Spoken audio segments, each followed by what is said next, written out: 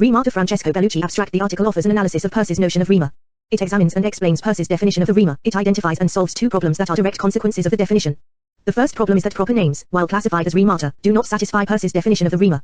The second problem is that Peirce also calls rhemata the results of propositional analysis that however do not satisfy his own definition of the rhema.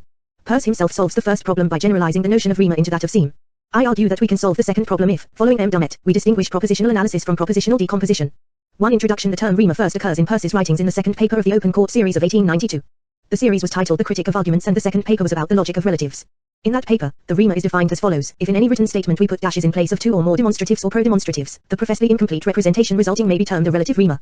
It differs from a relative term only in retaining the copula or signal of assertion. If only one demonstrative or pro-demonstrative is erased, the result is a non-relative rhema. CP 3.420. 1. The word rhema comes from the Greek rhema, which is the word used by Aristotle to indicate the verb of a sentence. In 17 and 9. 2. Rhemata, we learn, are obtained by erasing certain things from a statement. They may be relative or non-relative depending on the number of things that are erased from the statement. The things that are erased are demonstratives or pro-demonstratives. While the definition is not completely transparent, in order to know what a rhema is one should first know what statement demonstratives, pro-demonstratives and erasing mean in this context, yet it is roughly the definition that, starting with the Critic of Arguments, Peirce almost invariably gives of this notion. For example, in Logical Tracts. Number 2 of 1903, R492, he gives the following definition of the rhema: a blank form of proposition produced by such erasures as can be filled, each with a proper name. To make a proposition again, is called a rhema, or, relatively to the proposition of which it is conceived to be a part, the predicate of that proposition. LF 2.2:144. If one compares the 1892 definition with the 1903 definition, one sees that there are both terminological differences. The statement has become a proposition, and conceptual differences. While in the 1892 definition the things that are erased are demonstratives or pro-demonstratives, in the 1903 definition they are more neutrally called erasures, but this is then further qualified by saying that these erasures are such that if they are filled with proper names a complete proposition is obtained. Moreover, in the 1903 definition Peirce adds that a rhema is called a predicate relative to the proposition of which it is conceived to be a part. Apart from these differences, however, the substance of the definition remains the same. A rhema is what remains of a proposition after certain specifiable parts of it have been erased. Now, a couple of problems emerge as soon as some consequences of the definition of the rhema, or at least of its definitional substance, are taken into account. These problems have never actually been noticed by commentators, perhaps because the notion of rhema has never been subjected to special scrutiny. In the first place, starting with the Minute Logic of 1902 and more explicitly in the Syllabus of Logic of 1903, Peirce conceives a general classification of signs in which proper names are regarded as a variety of rhemata. Yet it is easy to show that a proper name does not satisfy the definition of the rhema. Scholars have failed to notice this problem because they have not given to Peirce's official definition of the rhema the consideration it deserves, or at least they have not connected Peirce's definition with his experiments in semiotic taxonomy. 3. In the second place, in some of his works on the logic of relatives, like the Regenerated Logic of 1896, but also the Logical Tracts. Number 2 of 1903, Peirce seems evidently to think that the analysis of the structure of the proposition is in terms of the rhema or rhemata of which it is composed, where simple predicates, relational expressions, and logical constants are all considered the rhemata into which a proposition is analyzable. Yet, careful consideration shows that these cannot be rhemata in the sense of Peirce's definition. Again, the problem has passed almost unnoticed in the literature because the official definition of the rhema has not been projected onto those passages in which Peirce offers an analysis of the proposition in terms of the rhemata it contains. In this article I offer an analysis of Peirce's notion of rhema that takes these two problems at face value and attempts to solve them. Sections 3 and 4 are devoted to the first and the second problem, respectively. As a preliminary, Section 2 examines Peirce's official definition of rhema in its various versions.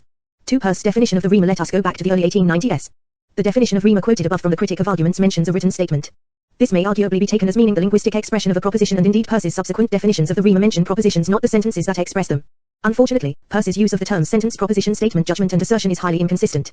For in what follows, I will use the term proposition for the meaning of a sentence, with the proviso that in many cases this term is to be taken to cover the linguistic expression of a proposition, i.e., a sentence in some natural or formalized language, if only for the exegetical purpose of accommodating the oscillations of Peirce's logical idiolect. In any case, neither the distinction between a propositional content and its linguistic expression, proposition versus sentence, nor that between a propositional content and the allocationary force that may be applied to it, proposition versus assertion, will be of special concern in what follows. According to the definition, a rhema results from a proposition after erasure of one or more demonstratives or pro-demonstratives. A demonstrative is a word or other sign that indicates the thing or things the proposition is about. The term demonstrative comes from the fact that demonstrative pronouns, like this and that, are paradigmatic examples of such indicating words or signs. Pronouns are so called because they stand in place of nouns. Yet, Peirce argues, this is incorrect grammatical terminology. Pronouns directly indicate their objects. Nouns, on the contrary, are imperfect substitutes for pronouns, as they signify indirectly, i.e., by means of their signification, what pronouns indicate directly. For this reason, it would be more accurate to say that nouns are pro-pronouns. If we call all directly indicating words and signs demonstratives, then those words and signs that signify indirectly are merely substitutes for demonstratives. That is, are pro-demonstratives. 5. The distinction between relative and non-relative rhemata is purely quantitative. If just one demonstrative is erased, the rhema is non-relative, or monadic. If more than one demonstrative is erased, the rhema is relative. If two demonstratives are erased, it is didic. If three, it is triadic, etc. In the 1892 definition, Peirce also contrasts the relative rhema with the relative term. In his early works on the logic of relatives, he tended to use nominal forms, man lover of underscore giver of underscore to underscore etc., rather than verbal forms, underscore is a man underscore loves underscore gives underscore to underscore etc. 6. By 1892, he has abandoned the nominal form, which he now calls relative term, in favor of the verbal form, which he calls relative rhema. The difference, he says, is that the rhema retains the copula, that is, it contains a verb, which is the element that has the force of constituting an assertion, or, perhaps better, a sign capable of being asserted. 7. When the blanks are appropriately filled. Since it contains the verb, the rhema must also have a blank for the subject of the verb. Thus, for every relative Riemann with n blanks there is a relative term with n1 blanks. In any case, this terminological distinction between Rhemata and terms disappears after 1892. Most often, Peirce uses Riemann and term as equivalent. 8. The definition is followed by some illustrations. A Riemann is somewhat closely analogous to a chemical atom or radical with unsaturated bonds. A non-relative Riemann is like a univalent radical, it has but one unsaturated bond. A relative Riemann is like a multivalent radical. The blanks of a Riemann can only be filled by terms, or, what is the same thing, by something which, or the like, followed by Riemann, or, two can be filled together by means of itself or the like. CP 3.421, just like Frege, Peirce used the analogy with chemical valence to convey the idea that a Riemann is unsaturated. 9. Saturation may be complete or incomplete. Complete saturation yields a complete proposition. It may take different forms. It may involve filling in the blanks of a Riemann with a demonstrative pronoun or proper name.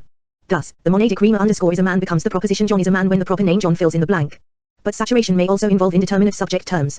Thus, the monadic Riemann underscore is a man becomes the proposition something is a man when its blank is filled by something, and the two monadic Rhemata underscore is a man and underscore is mortal yield the proposition something which is a man is mortal when the two blanks are both filled by the same something or better, since it is the same something that fills two blanks at once, by the phrase something which.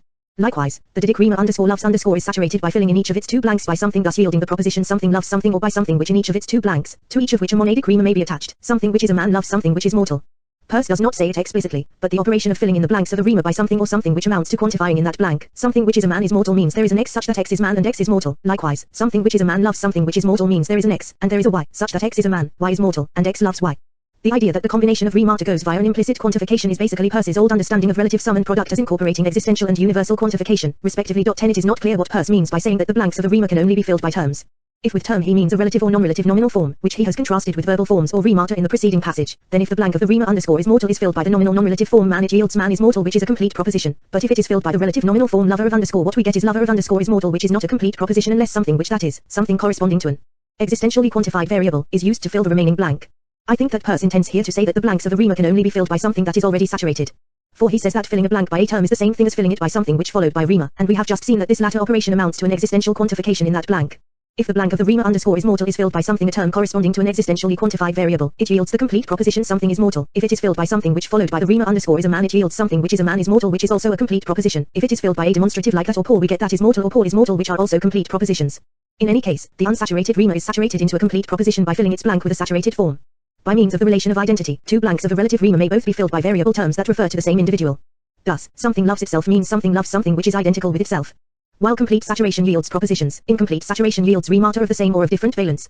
Here Peirce makes an appeal to his reduction theorem, which is a theorem in the topology of relations, in both its positive and negative components. All relations of valence higher than 3 can be reduced to combinations of relations of valence 3 or lower, positive component, while relations of valence 2 cannot be obtained by combination of relations of valence 1, nor can relations of valence 3 be obtained by combination of relations of valence 2 or 1, negative component. 11 With regards to Rhemata, the positive component is illustrated by joining a monadic Riemann to a didic Riemann, thus getting a monadic Riemann, underscore is a man and underscore loves underscore may yield either underscore loves something which is a man or something which is a man loves underscore depending on whether one quantifies in the second or the first of the blanks in underscore loves underscore.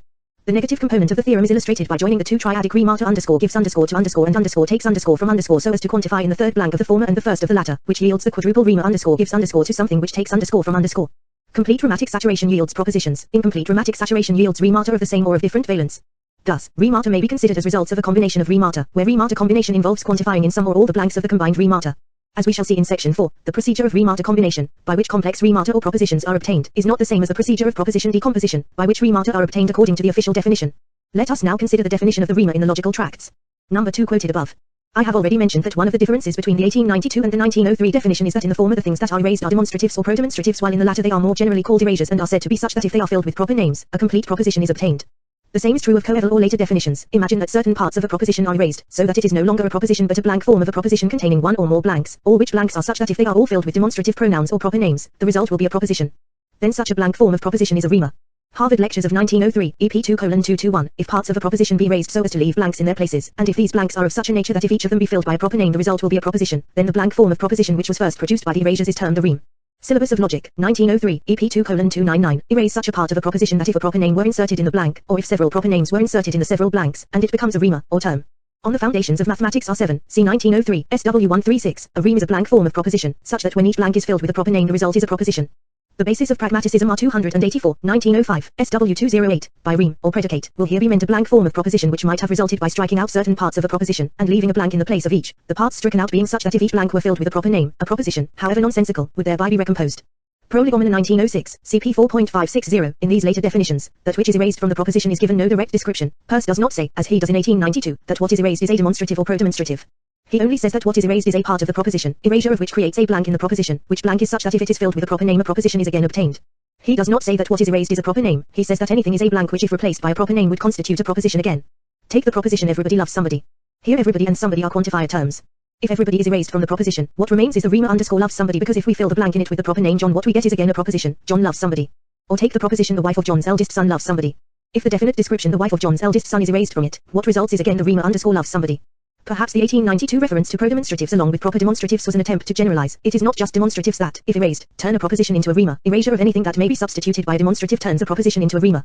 If we then call anything that may be substituted by a demonstrative a pro-demonstrative, we see that the 1903 definition is not so much different from the 1892 definition. The 1903 definition is more general and more precise. Rather than directly describing the sort of things erasure of which turns a proposition into a Rhema, Peirce gives an indirect description. They are those things that may be replaced by a proper name.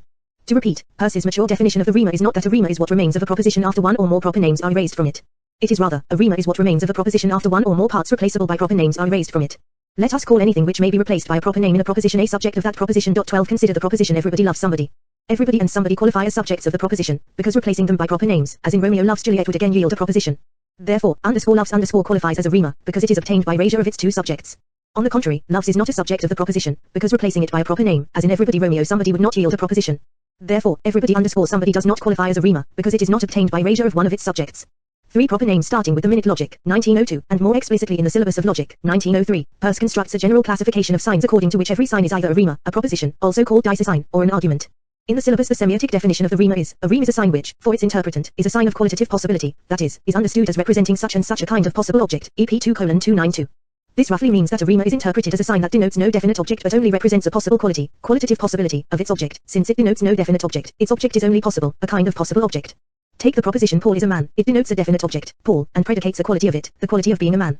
Now take the Rhema underscore is a man, it denotes no definite object, it only represents the qualitative possibility of being a man, that is, represents a possible man. This is Peirce's semiotic rendering of the idea that a Rhema is a proposition with one or more parts erased. Now, in Peirce's taxonomy of signs proper names are classified as Rhemata. More precisely, they are, in the syllabus terminology, Rhematic indexical legisigns 13. We need not enter the complex semiotic edifice of the syllabus to understand what this means. First, a proper name is a legisign because it is a type that occurs in replicas, each occurrence of one and the same proper name. Say Napoleon Bonaparte is a distinct replica of one and the same type. Second, a proper name is an index, because it denotes an individual object. As such, it contrasts with symbols, which denote general objects.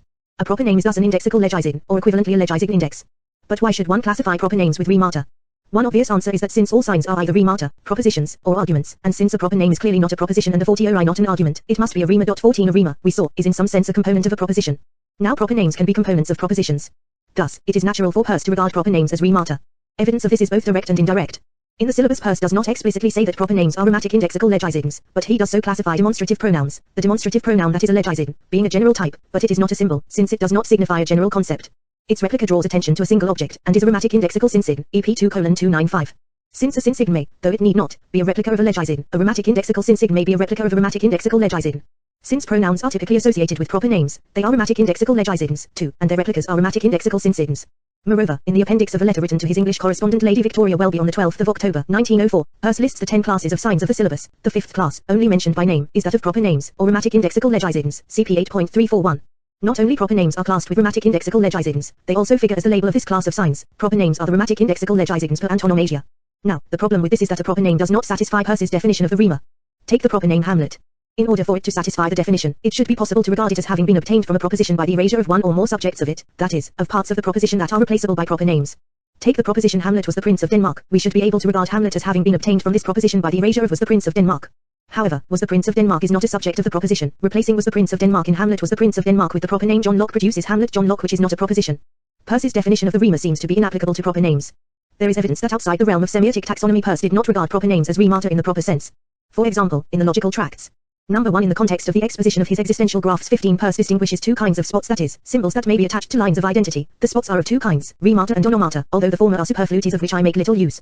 Each onoma is an arbitrary index of an indefinite individual. LF 2.1:125, take the graph in figure 1am. It has an occurrence of the line of identity attached to the single blank, or hook, of the Rhematic spot underscore lives.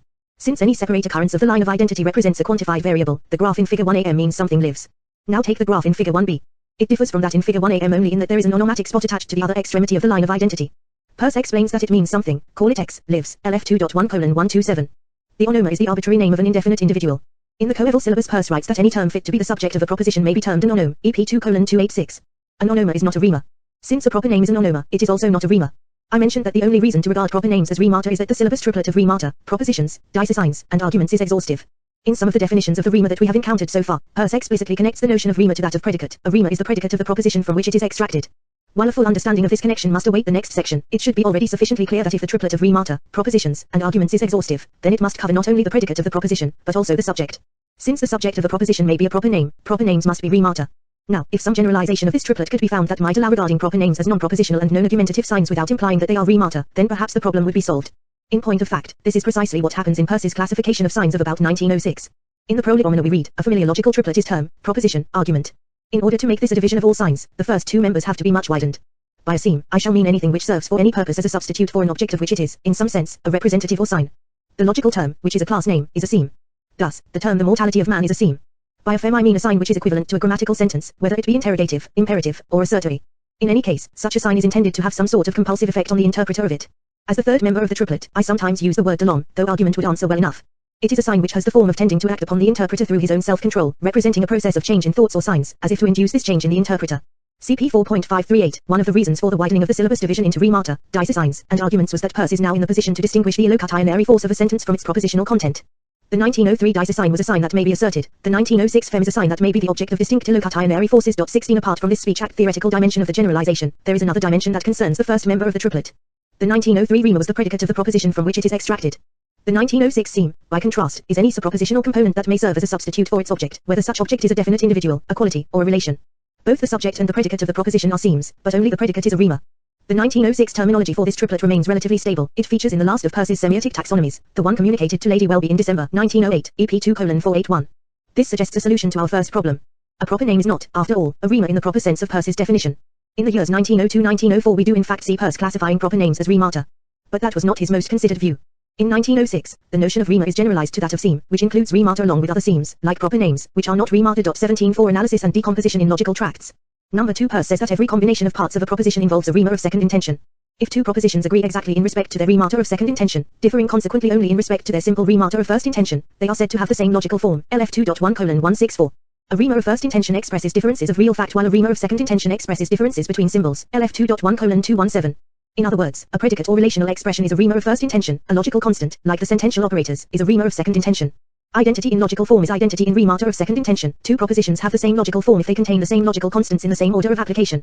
A like idea was put forth in the regenerated logic of 1896, but instead of a single icon, or sign by resemblance of a familiar image or dream evocable at will, there may be a complex use of such icons, forming a composite image of which the whole is not familiar. But though the whole is not familiar, yet not only are the parts familiar images, but there will also be a familiar image of its mode of composition. In fact, two types of complication will be sufficient. For example, one may be conjunctive and the other disjunctive combination. Conjunctive combination is when two images are both to be used at once, and disjunctive when one or other is to be used. The sort of idea which an icon embodies, if it be such that it can convey any positive information, being applicable to some things but not to others, is called a first intention. The idea embodied by an icon which cannot of itself convey any information, being applicable to everything or to nothing, but which may, nevertheless, be useful in modifying other icons, is called a second intention. CP 3.433, what in the logical tracts is called a Rhema of first/second intention corresponds to what in 1896 was called an icon of first/second intention. The substance is the same. 18 The predicate of a proposition may be regarded as a complex use of simple Rhemata of first intention and Rhemata of second intention. Consider the proposition some woman is adored by all Catholics. It contains three simple Rhemata of first intention. The monadic Rhemata _ is a woman and _ is a Catholic and the didic Rhema _ adores _ The proposition is constructed from these simple Rhemata in two steps. The Rhema _ is a Catholic is negated and then combined disjunctively with the Rhema _ adores _ Negation and disjunctive combination are effected by means of Rhemata of second intention. Disjunctive combination involves universal quantification, which in this case is effected by identifying the blank of the monadic Rhema with the first blank of the didic Rhema. The result is something like either anything is not a Catholic or it adores _ 2. The result of step I is combined conjunctively with the Rhema _ is a woman. This is also accomplished by means of a Rhema of second intention and involves existential quantification in the second blank of the monadic Rhema. The result is something like something is a woman and either anything is not a Catholic or it adores it, equals that woman, that is, there is an X such that for all Y, X is a woman and either Y is not a Catholic or Y adores X, which is precisely the proposition. Some woman is adored by all Catholics. 19 The whole proposition is analyzed into three Rhemata of first intention and three Rhemata of second intention, plus the quantifier terms and the order in which they are applied. The analysis is intended to explain how the sense of the whole depends on the sense of its parts. Peirce says, though the whole is not familiar, yet not only are the parts familiar images, but there will also be a familiar image of its mode of composition. This means, the sense of the whole is given by the sense of the simple Rhemata of first intention, familiar images, plus the sense of the Rhemata of second intention, familiar image of its mode of composition. The sense of the whole is determined by the sense of its simple constituents of first intention, the predicates and relational expressions, plus the manner they are combined by Rhemata of second intention, by logical constants. In order to grasp the sense of the whole I need to grasp the sense of its parts and of the parts that join them. This model of analysis is incompatible with Peirce's definition of the Rhema. In the first place, the rhema that is extracted from a proposition by raising one or more of its subjects is unique. By contrast, the analysis in question regards the proposition as resulting from 6 rhemata, 3 of which are of first intention and 3 of which are of second intention. In the second place, while the definition is applicable to the 3 rhemata of first intention under consideration, it is inapplicable to the rhemata of second intention. If from the proposition something is a woman and either anything is not a Catholic or the latter adores the former, I raise the parts something is a woman and either anything is not a Catholic or the latter adores the former, what remains is the incomplete expression underscore and underscore, which is not a rhema in the sense of the definition, because filling its blanks with proper names, as in John and Paul, does not produce a proposition. The same applies to the rhema of second intention, either underscore or underscore. Rhemata of second intention are not rhemata in the sense of the definition. In the third place, not everything satisfying the definition of the rhema is something whose sense needs to be grasped in order to grasp the sense of the proposition from which it is extracted. Take again the proposition some woman is adored by all Catholics.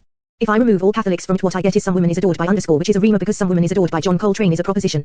But I do not need to grasp the sense of some woman is adored by underscore in order to grasp the sense of some woman is adored by all Catholics. In order to grasp the sense of the proposition, I need to grasp the senses of underscore is a woman, underscore is a Catholic, underscore adores underscore, plus the senses of negation, conjunction, disjunction, and existential and universal quantification. I also need to be able to construct or reconstruct the proposition from its constituents in the correct order. So I need to know and represent that first the negation of underscore is a Catholic is combined disjunctively with underscore adores underscore, and then the result is combined conjunctively with underscore is a woman. All this I need to be able to do, but this is all that I need to be able to do in order to grasp the sense of the proposition. Grasping the sense of some woman is adored by underscore falls outside the process by which the sense of the whole is obtained from the sense of its constituents. In other words, the sense of the proposition some woman is adored by all Catholics does not depend on the sense of some woman is adored by underscore. The only way to solve this problem is to recognize that the definition of the rhema in terms of erasure of a proposition's subjects, and the analysis of a proposition into rhemata of first and second intention, instantiate 2 distinct models of analysis. Here it is useful to introduce a distinction that was forged by Michael Dummett to solve a similar problem in Frege. Dummett, 1981a, 1981b, calls analysis the process by which we break down a proposition into its constituents and which reveals the manner in which the sense of the proposition depends on the senses of its constituents. He calls decomposition the process by which we remove from a proposition one or more occurrences of each of one or more proper names or other expressions, thus leaving an incomplete expression. In Dummett's terminology, the parts revealed by the decomposition of a sentence are not constituents of that sentence, but components of it. In Dummett's view, the decomposition of a proposition differs from its analysis in that its purpose is not to reveal how the sense of the proposition is dependent on the senses of its constituents, but to extract complex predicates that are then used in the construction of quantified propositions and in the account of the validity of the inferences in which the proposition occurs. Peirce's analysis of the proposition into rhemata of first and second intention corresponds to Dummett's analysis. Those constituents of a proposition that Peirce calls rhemata of first and second intention in both the regenerated logic and logical tracts. Number 2 are not rhemata in sense of the definition. Rhemata in the sense of the definition are not obtained by analysis, but by decomposition of the proposition. Closely allied to Dummett's distinction between analysis and decomposition is the distinction between simple and complex predicates or rhemata. Peirce is careful to point out that the analysis, in Dummett's sense, of a proposition shows what simple rhemata of first intention are constituents of it. A rhema of first intention is simple if it does not contain rhemata of second intention. On the other hand, a rhema in the sense of the definition may be complex, that is, may contain rhemata of first and second intention. Further, simple rhemata of first intention may in some cases be the result of decomposition, as the limiting case of it. I shall return to this below. Whenever one considers the manner in which a complex structure, be it a complex rhema or a complete proposition, results from the composition of simpler structures, it is analysis that is in question. Whenever one considers the manner in which an unsaturated structure results from a saturated one, it is decomposition that is in question. Since analysis reveals the manner in which the sense of the whole depends on the sense of its constituent parts, analysis must be unique. For if distinct analyses of one and the same proposition were possible, these would yield distinct constituents, but distinct constituents means distinct senses. The sense of the proposition would then be undetermined and dependent on the mode of analysis chosen. Decomposition, by contrast, can be multiple, that is, a proposition can be decomposed in distinct but equally legitimate ways. In several places Peirce says that a proposition is susceptible of different analyses into subject and predicate. So we read in the 6th chapter of How to Reason, 1894 in the logical analysis of the sentence, we disregard the forms and consider the sense. Isolating the indices as well as we can, of which there will generally be a number, we term them the logical subjects, though more or less of the symbolic element will adhere to them unless we make our analysis more recondite than it is commonly worthwhile to do, while the purely symbolic parts, or the parts whose indicative character needs no particular notice, will be called the logical predicate. As the analysis may be more or less perfect, and perfect analyses are very complicated, different lines of demarcation will be possible between the two logical members. In the sentence John marries the mother of Thomas, John and Thomas are the logical subjects, marries the mother of is the logical predicate. CP 4.58, in what Peirce calls the logical analysis of the proposition John marries the mother of Thomas, the logical predicate, namely the composite expression marries the mother of, perfectly satisfies the definition of the rhema, because it is what remains of the proposition after something replaceable by proper names. In this case, the proper names John and Thomas has been erased from it. A different logical analysis of the proposition is obtained, however, by drawing a different line of demarcation between the two logical members, that is, the removed subjects and the remaining predicate. If we remove the mother of Thomas from the proposition, we get John marries underscore, which, evidently enough, is also a rhema, because if we replace the blank in it with a proper name, say Mary, we obtain again a complete proposition, John marries Mary. Distinct logical analyses of one and the same proposition are possible. To each analysis there corresponds a certain division of the proposition into subjects, things that may be replaced by proper names, and predicate, the rhema so extracted from the proposition. There can be little doubt that Peirce conceived what he here calls the logical analysis of a proposition as something very similar to Dummett's decomposition. In a draft of the entry predicate which Peirce wrote for Baldwin's Dictionary of Philosophy and Psychology, we read, if in any proposition, or sign which must be true or false, such a part is, or such parts are, struck out that what remains is not a proposition but will become a proposition as soon as the blank is, or blanks are, filled up each with a proper name, or index of a known individual, such a residue is a predicate, and is the predicate of the original proposition in reference to. The particular mode of mutilation used, are 1147:269-270, c. 1901. In the Harvard Lectures of 1903, he talks of the mode of analysis. How much shall be embraced in the predicate and how many subjects shall be recognized depends, for the ordinary analyses of logic, upon what mode of analysis will answer the purpose in hand. EP 2:172. In the logical tracts. Number 2 Pers is most clear. Every proposition has one predicate and one only. But what that predicate is considered to be depends upon how we choose to analyze it. Thus, the proposition God gives some good to every man may be considered as having for its predicate either of the following Rhemata, gives to gives some good to gives to every man God gives to God gives some good to God gives to every man gives some good to every man God gives some good to every man. In the last case the entire proposition is considered as predicate. LF 2.1:144. These 8 distinct analyses of the proposition are the result of distinct operations of erasure of subjects and consequent extraction of Rhemata. To each extraction there corresponds a distinct analysis of the proposition. It is clear that, despite the variation in terminology, with analysis mode of analysis and mode of mutilation Pers means dimension decomposition, and not dimension analysis. A Rhema in the sense of the definition, that is, as something extracted from a proposition by erasure of one or more of its subjects, is not a constituent, in Dummett sense, of the proposition, because we do not need to grasp the sense of the Rhema in order to grasp the sense of the proposition. Take the proposition if John marries the mother of Thomas, then Thomas kills John. A possible decomposition of it is into the subject John and the Rhema if marries the mother of Thomas, then Thomas kills . In order to understand the sense of the proposition John marries the mother of Thomas I certainly need to understand the senses of the simple Rhemata of first intention marries is the mother of and kills the senses of the proper names John and Thomas and the sense of the Rhema of second intention if then . But it makes little sense to say that in order to understand the sense of the proposition if John marries the mother of Thomas, then Thomas kills John I need to understand the sense of the complex Rhema if marries the mother of Thomas, then Thomas kills . This Rhema is not a constituent of the proposition, that is, it is not something whose sense we need to grasp in order to grasp the sense of the proposition. In the constructional history of this conditional proposition, I first get the antecedent and the consequent out of their constituent parts. John marries the mother of Thomas and Thomas kills John. Then I combine the antecedent and the consequent by means of the logical constant or Rhema of second intention if then . At no stage in the constructional history of the proposition do I encounter the Rhema if marries the mother of Thomas, then Thomas kills . This is not one of the building blocks out of which the proposition is formed and into which the proposition is analyzed. It is just one of the possible decompositions of the proposition into subject and Rhema. There is evidence that by 1908 Pers had become sensible to the distinction between what Dummett calls analysis and decomposition. In the projected but never published 5th article of the monist series Amazing Mazes, R200, 1908, Pers wrote, a proposition can be so modified as to render the singular subject referred to or a different part of the proposition almost or entirely vague, and this modification may be carried so far that it cannot be said that it conveys any assertion at all. This operation is called erasing the part thus rendered meaningless. The result is called a blank form of proposition, and the possibility of rendering it definite again constitutes the being of an ens rationis in the particular blank form, which ens rationis is called a blank. When a blank form is such that the result of determining each blank in it to express a proper name is to reconvert it into a proposition, however silly, that blank form is termed a reme or predicate.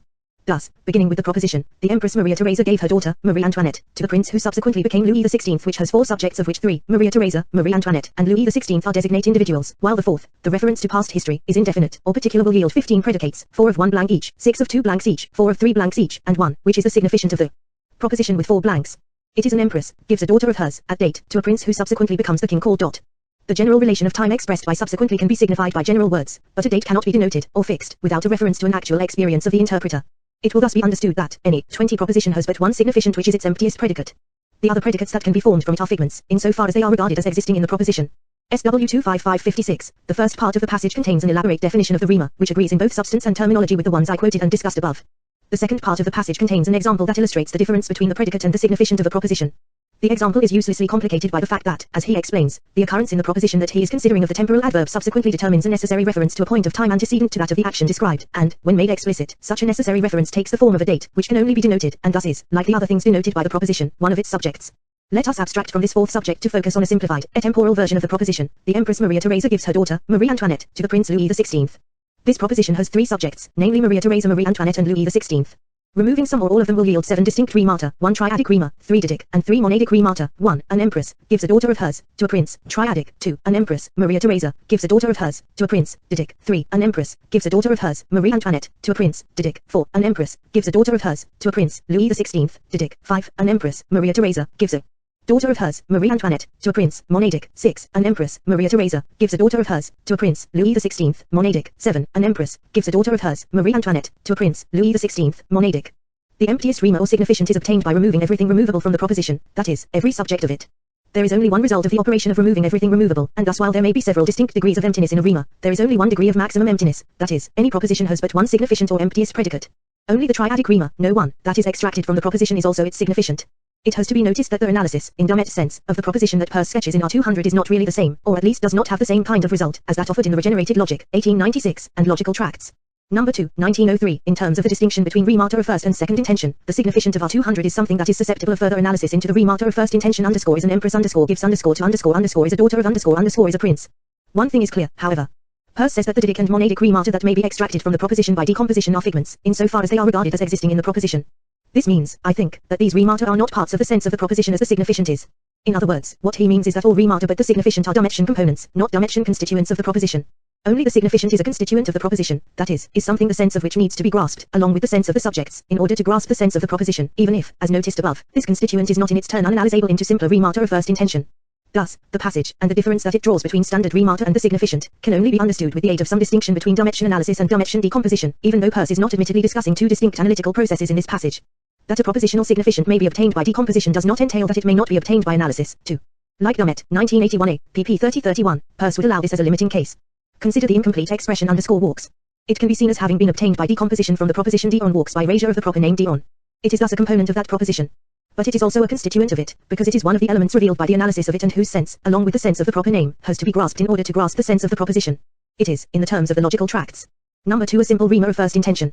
A significant is thus a limiting case of a Rhema. It is that Rhema that is obtained when everything that can be replaced by a proper name is erased from a proposition. 21.5 Conclusion. I have offered an analysis of Peirce's notion of Rhema that is both textually comprehensive and conceptually coherent. I have discussed Peirce's several definitions of the Rhema from 1892 to 1908 and have identified two problems that are direct consequences of the definition. The first is that proper names cannot be Rhemata, while in the years 1902-1904 Peirce worked out a semiotic taxonomy in which proper names are classified as Rhemata. The solution that I propose involves a look at the manner his taxonomy evolved. Peirce's tendency to classify proper names with Rhemata was not his considered view. Around 1906 he generalizes his notion of Rhema into that of seem. Proper names are seams but are not Rhemata. The second problem is that not everything that Peirce obtains in the analysis of the proposition, and which he calls a Rhema, satisfies Peirce's definition of the Rhema. In order to solve this problem, I propose to adapt Dumet's distinction between analysis and decomposition to Peirce. If the adaptation is successful, Peirce may be regarded as saying that Rhemata in the sense of the definition are the results of possibly distinct propositional decompositions, while the explanation of the structure of the proposition in terms of the Rhemata it contains, and thus the explanation of the manner in which the sense of the proposition is a function of the sense of its constituents, is the result of propositional analysis.